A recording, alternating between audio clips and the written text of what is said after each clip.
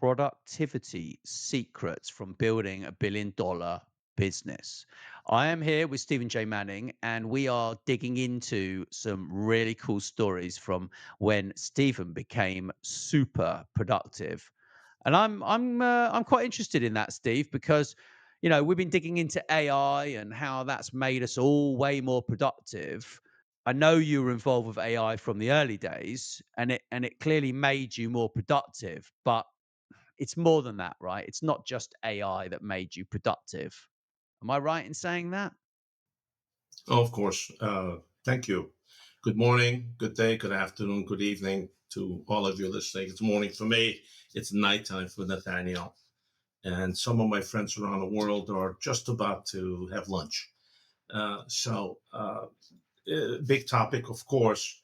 There's some overall concepts and there's some individual things that suit some people, whereas they may not suit others.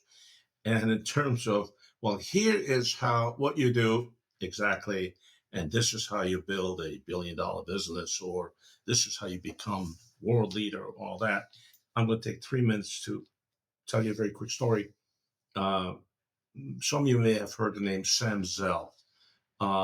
Sam passed away recently. Was a real estate billionaire based in Chicago. Just brilliant man. He actually created REITs, Real Estate Reinvestment Trusts, among other things. A very philanthropic and an enormously charismatic man. He's a great guy. Now, some of you have heard of him. I would think that there are a couple people listening to us, watching us, that know Sam. Certainly very much of him, if not personally.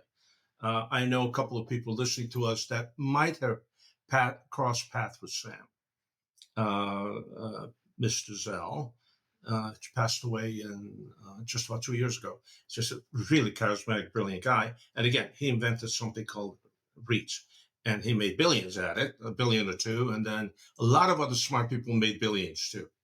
So Sam, and I relate this because I learned this.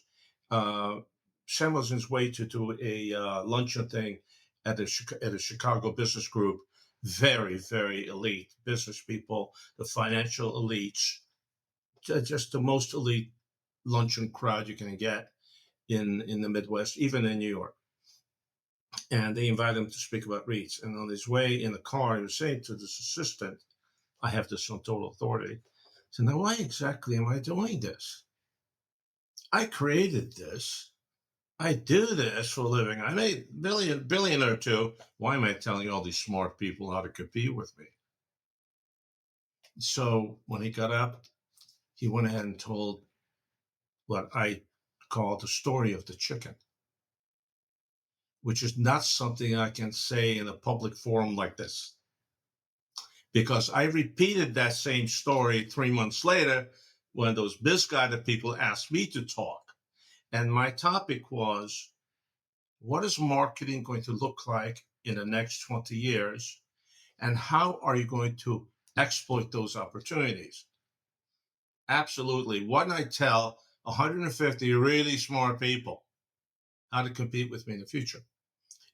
So I again repeated the story, the chicken, which anybody wants to hear it, call me and I will share.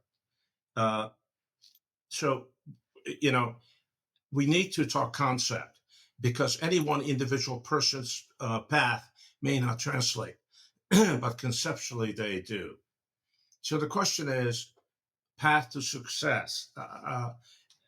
What is it you do and all of that? Now, I'm going to digress again because I am the king of digression. You tell me uh, there has never been an opportunity to chase success as good as it is today. Now, people argue that endlessly because how can you say that? AI, everybody can do anything they want to do, all of that, money, availability, all of that stuff. So I say, look, the way it works is this. When you are up in the morning, you're shaving, you're putting makeup on, whatever you're doing early in the morning, and you have the immense eureka moment.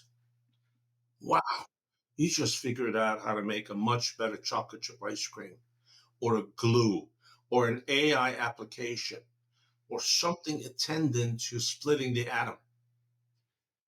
You can be assured, given the amazing availability of data, analytics, and all that to every one of us, the kid down the street, you and me, there are a couple thousand people thinking the same exact thing.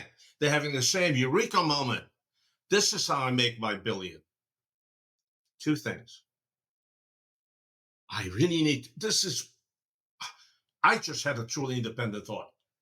Well, a couple thousand other people are having the same thought.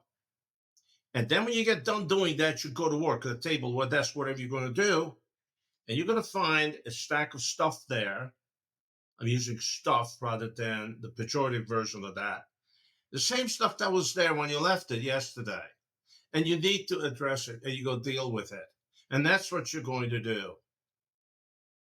And then 6 months later, you read somewhere, you hear somewhere, some Yahoo, Wichita Falls, Kansas, or in Bristol, or in Cairo, actually did that.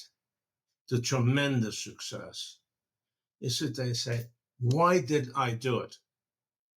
And you feel failure. No, it's not failure. For every one of us, there's a time for everything. There's a moment in time that makes sense to do that or not do that. Most of us go back to the same stuff we had because it's imminent, it's emergent. We must deal with it. That dude had the same exact stack, might have had the same money you do, but said, hey, I'm going to do this. And then he does. So it's creating a mindset that combines ability, combines just the aggressive nature to succeed, and three, the willingness to work that hard and for to take that risk. Very few people have all those four. They have them in pieces, bits and pieces, different times, but not together. It's an amazing thing where you just know that is the $1 billion thing. You go to work, you go to the office, whatever you're going to do. If you happen to be working a job, I can't quit my job. Okay, but you're only working job plus going back and forth is 10 hours. In my little world, that's 14 more hours I can do something. Oh, carve out 3 or 4 to sleep, carve out a couple of meals, a couple of showers. That's still a lot of hours. If you believe, just take a shot and do it. Or find somebody who can do it with you, believe is quality doing it. So, but today, the opportunity lays in a couple of places. It's much more complicated, but I'd like to limit it to two. One, there has never in time been that much accessibility to knowledge, data, and resources that is today. God and Steve Jobs gave us one of these. And then successor son of Steve Jobs gave us the computer, the laptops, and all of that. And then you have the brilliance of the Bezos folks and the brilliance of everyone else, Sergey Brin and so on, who can aggregate the amount of data that's available to you and me, available to anyone. Let us quote ourselves just to put in perspective. Today is Monday, the 8th of September. Yesterday, the 7th of September, there was no more data and knowledge added to the body of knowledge and data in the world in one day than the aggregate history of mankind. That's what AI does. That's what Grok and ChatGPT and all that, that's what they do. And if you don't believe me, give it a shot. Come up with a good question. Ask one of these great bots to get it to get the levels of detail. Say thank you because the machine records you're friendly guy. That machine will give you more time because you're friendly. Go back tomorrow, ask the same question, and see the growth of the information you get. So one, there's more information available to you than ever before. More tools available to you than anything before. Tell me how to split an atom. You got 28 pages. Okay. And two, and this is controversial, but we here, certainly in the United States, and Europe precedes us by a generation. we have created a whole generation of what are called victocrats. These are people who are owed rather than generating their own action. Okay, I'm owed. How come Schooler has more than I do? I am owed and I want it, thereby creating social upheaval, unhappiness, and a continually degrading willingness to work.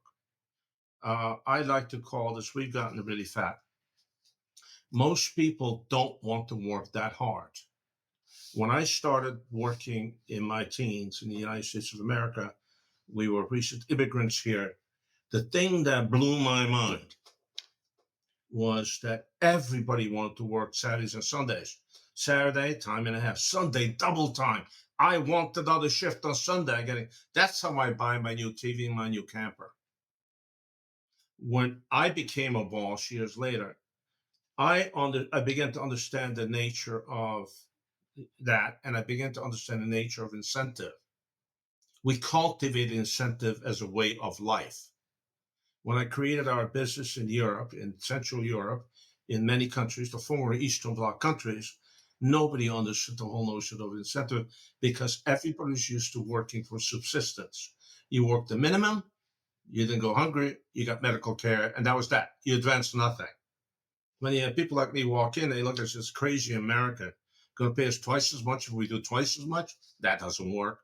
In my little company where I started an industry, it took me 1 year until my senior people came to me and say, you actually meant the thing about paying us more if we got more done.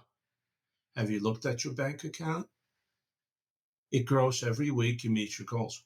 Now, so the reason today is more opportunity to do well is, in my opinion, too. The availability of resources, knowledge, and all that, not just availability, the ease of that and the breadth of that. And then most people are not willing to work hard enough to achieve what I like to call greatness. You know, I happened to walk into a hamburger joint last night, and there was a nice couple there, two kids, 17 and 16, and dad was lecturing the 17-year-old. I was happened to be sitting there on life and doing this and doing that. And the guy looked at him and says, what do you think? And I said, well, at his age, I was penniless in LA, not quite homeless, but penniless. And I hustled for lunch money. How'd you get out of it? I said, it's very simple. I tried to outwork everyone else, and I tried very hard to outthink everyone else.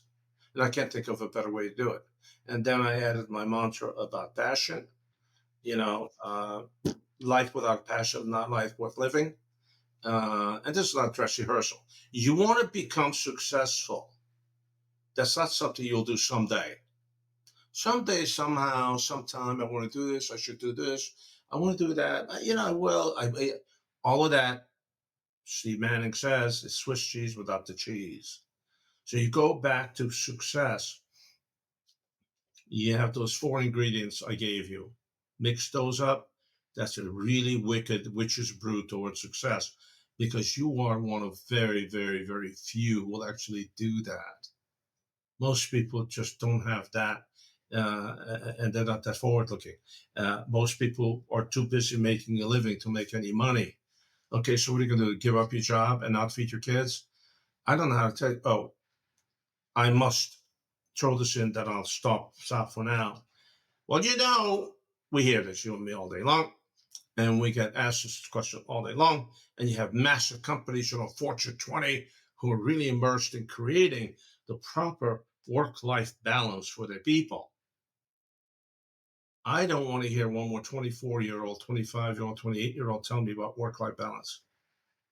Okay, I talk about not doing either one of those from excess, but how about you develop a real work-life balance when you can afford a really cool life balance?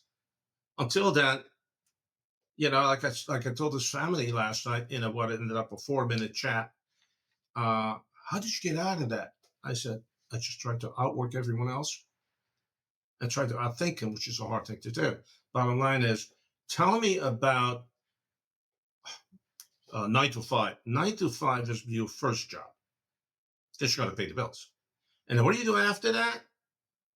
You know what? Yeah, you can have a successful marriage. You can raise your kids. You can go on a ski trip. You can play ball. You can work out. and still work 18 freaking hours a day because that's what it takes. You know, not often does, the wonderful thing on Chinese fortune cookies. Open it up. I love fortune cookies. The little things in there. Confucius never said that. Those things, as I told you, those beautiful sayings are made up by the sales guys who sell paper for the printing company that prints them. They make that up. It's fun. The one that I love the most is good fortune is right around the corner. I turn it over because I'm looking for which corner. Tell me what. Don't look a never look a gift horse in the mouth. Steve Manning says, always look a gift horse in the mouth. Where'd that come from? What is it? Okay. Okay, horse. Let's do that. Always look a gift horse in the mouth because you just never know. Now, if you're waiting for divine intervention, if you're waiting for that stroke of good luck, keep buying lottery tickets. In business, when you see an opportunity, there are people who will tell you that they see it and they see it with clarity and willing to do the work to find out if that works or doesn't work. Uh, I I don't want to get real personal, but when the entire company was having the annual huge Christmas party, which was my boss, my chairman's number one day of the year, he got to get up and hold a speech for 5,000 people. And all this food and all the wonderful clothing, so on. And it's command performance. Everyone has to be there. You have to show up, show your face and all that. Well, hell, most of those people knew my face because they walked through. I walked through those facilities 2-3 times a day for months on end. At 6 in the morning, at 3 in the afternoon, and 2 in the morning. Because the workforce likes to see the boss who wants to work as hard as they do. And my boss and I had very, very, very nasty words because I didn't show up. How could you do that to me? The man said. And I know what he's thinking. Uh, uh, you drive one of those. How could you do that to me? The answer is there was a massive snowstorm in Chicago, and I had $3.5 million worth of printed paper sitting somewhere under here, snowed in trucks. We needed them out in L.A. Where was I? I was in Chicago bribing truckers to pull my stuff out of there and take it to Wisconsin. Why? Because a friend of mine, was a senior guy at FedEx, told me there was a plane he could put it on. That's what I was doing. I wasn't eating and drinking and dancing and making merry and all that, but I was on an airplane for what ended up being 10 hours to be able to just get from LA to Chicago. That is not, I'm not being laudatory, but I'm saying is that that's what it takes. And by the way, that paper somehow, and I hope you read my book, my latest book, there's a story there called Pink Ladies Trucking. I found the two ladies who had what it took to drive that truck from Chicago here, the 54-foot thing from Chicago to Milwaukee in the worst snowstorm of the year, where the airport was closed for 2 days, and truck it there. And then my friend Tom Karate put it on a 727. It happened to be empty, headed west. I will someday share with you what it costs to charter a 727 freighter to take your stuff from Milwaukee to LA. Unless you're a really big, successful company, that just ain't going to happen. And I will tell you someday, you can read the story in my book about the stacks of $100 bills you pass out to the two nice ladies before they don't think the insurance is a big deal in the Yeah, snowstorm. yeah. But the point being is, are you willing to outwork the next guy? You want to keys to success? Outwork the next guy and do your damnedest. I'm thinking Yeah. that's why you pay us. By the way, the reason you pay us is, as we talk about this endlessly, you go into a company, and we do work humbly with some really big businesses. Think we have a Fortune 5 client, there's Fortune 20, Fortune 100, and so on. And it's astounding with the power they have to sit in a room and say, I need to outthink these people. And yes, you have the opportunity because most people are linear. This is silo I live in. No, connect the dots. Uh, I'm an ordinary guy, but I look at dots. I look at connecting, and I say, you know what? I can try to thank these people. I can try. Damned if I won't. And by the way, when you try to do that, amazing how you create a constituency. People want to follow, people want to participate. And of course, I mean, you're in a consulting world, you get to the point where feed that and then becomes their idea, then it's doable. Anyway, I think I've answered your question more than at length. It's interesting that theme of outworking people. It's that relentless focus to do what is absolutely necessary to to get the job done, right? Like that's basically what it is. And productivity is is a key element for that, right? But if you're not focused on achieving what you have to achieve, that productivity is just not going to happen because you're basically distracted. Because most people are distracted; they are permanently distracted. There are these devices that we carry around with us that continually distract us. There are what do you call it? Slack messages. There are phone calls, WhatsApp messages. All these social media networks that distract people are the enemy of productivity, right? And until we learn how to actually deal with those and do the focused work that needs to get done, we're never actually going to become as successful as we could have been if uh we don't do those things, right? So yeah, I agree with you also. It's a very exciting time right now. The opportunities to achieve greatness in terms of our careers rest with us, right? And either we take that challenge or we basically just trust that the universe or God or whatever is going to provide for us. And that only takes you so far. If you're not willing to actually put the effort in, the road is no surprise to you because it's just not exciting. It doesn't do anything for you basically. And I get kind of become quite sad when I hear about people hating Mondays, right? People dreading Mondays. Yeah. I mean, it's funny because I was talking to my friend about it, and he's also my motorcycle mechanic, and he was saying people just hate Mondays.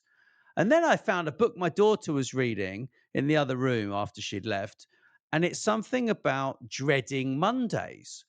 And it's like actually people do dread Mondays, and that's not going to help you Well, be more productive you know, if you hate the very beginning of the week that you're supposed to be productive in, you know? well, here's a twist, and then I want to seize on something you said before as well. Hating Monday. Uh, there's nothing trick about Monday. I mean, there's a Monday, Wednesday, Friday. It's just flips of the calendar. The dates. It's kind of theoretically it's irrelevant, but it's relevant for a different reason. I don't think people hate Monday. People hate having to go back to work because they didn't work Saturday and or Sunday. Oh, I have to go back to work. I hate Mondays because it's not Sunday, because I can't sleep in and eat too much and hang out and do nothing. So I hate Monday because I have to go back to work. Guess what? Uh, and I don't want to repeat this because I've told too many times. I did fire a senior guy in a big company on a Friday afternoon, and it's maybe I'll repeat this, but I happened to walk to the bullpen. This is a Friday afternoon in LA. I was in New York already for breakfast meeting that Tuesday. The red eye out on Monday, breakfast at the airport, back in the office midday next day. I was about to, daily in the evening, get on the red eye Friday night, go back to New York for another meeting on Saturday. A gaggle of people standing around outside the office of this senior person, a VP kind of person, and they're just having a lovely chat about the weekend. The weekend. What are you doing this? What are you doing? I'm doing this. What are you doing this weekend? Just lovely chat. So wanting to be people person, I cruise by, said, "Hi guys, how you doing?" And that's when this man said, "Man, I can't wait for tomorrow. I just, I'm so glad I don't have to come back to this place for a couple of days." And I thought to myself, I'm a little confused. He said that in front of a guy who already took a red eye once this week to New York, and it's Friday evening. I'm about to get on the flight at 10 o'clock in the evening, have a meeting at 7:30 in the morning in Kennedy Airport, could be back for lunch with my wife. And you can't, you're happy to have to come back to this place. And God and people forgive me, the spirits forgive me. I said, would you mind meeting my office in about an hour? And I called our CFO. I said, Bob, I want you to prepare a final check for the guy. We owe him what? We owe him a couple of weeks of vacation. It's vacation time. Why, he's been dismissed. What kind of severance? I said, no severance. I'm giving him much bigger gifts. The guy comes in. I said, I will make this easy for you. You don't have to come to that. If your issue is coming back to this place, we can all use a weekend. We all need to charge our batteries and all that. So I'm glad I don't have to work Saturday and Sunday. It's cool to come back to this place Saturday and Sunday. So you think that the guy who's about to take the second trip that week to New York and back. Well, I shall tell you what, I'm now going to do you a very big favor, very big career booster. What's that? You're dismissed. Here's your final check. Go find a job or something to do where you don't loathe the idea of a weekend or Monday. Well, wait a minute. I said, and here's another, I'm giving you a career gift. And two, by the way, please return the company car, the fancy company car by Tuesday. Now, the point being, uh, it takes, people don't hate Mondays. They hate having to go to work. I submit that if you feel that, and I think hate's a tough word. I reserve hate for child molesters and murderers. I don't hate broccoli. I like broccoli, and I certainly don't hate Mondays. And the problem sometimes I have with the weekend, and thank you for the United States Postal Service a couple of years ago when they made the mistake of not announcing that they have an express mail service that delivers on Sunday. Oh, that solved a big problem for me. I could get a piece of paper in your hands early on Sunday morning instead of Monday. Because I've had a lot of bad Sundays where I couldn't get anything done because nobody's working except us. So, you know what? To make that commitment, and it's a funny thing. There's always someone that that has something you don't have. Somebody's bigger, better, taller, richer, whatever it is. Oh, look at the cool thing those people are doing. I should do that. I want to do that. Oh, okay. I have a job. That guy's doing something. I can do that a lot better. Okay, so what? 20 years from now, you'll be saying, I should have. This is not a dress rehearsal, man. You want to be successful? The time to act is now. But you don't ever jump off a bridge without expectations of surviving it, having a parachute, or dying and leaving behind a well. You just don't do that. But if that's a tall bridge, I can jump off that bridge because when I make that splash, I can sell life preservers on bridges. Dumb idea, huh? I don't know. Maybe it's a really dumb idea, but don't be jumping off the bridge without understanding where you are, what you're doing. Oh, yeah. Thank the good Lord for brilliant people who had this whole AI idea. Oh, Sergey and his partner, this whole Google thing. Think about a life without Google. That's being totally unsighted and hearing deprived. But the opportunity for enormous success lays in your willingness to jump in that pool and swim. But you can't jump in the pool and swim unless you know how to swim. You got to do the work. It's astounding. You can, in a matter of 1 hour, you can go from a dumb idea, how to keep this cup hot without putting it on the warmer, to a business plan. You can do it in 1 hour with the help of one of these great bots. Go to Gemini, go to Grok, go to Copilot and say, I want a business plan for manufacturing a coffee cup, like the Starbucks cup, that will stay hot for 3.5 hours without heating it. You can have a business plan that you can read and highlight. Don't ever read those things by the highlighter. Don't read on screen. Put it in the Word doc.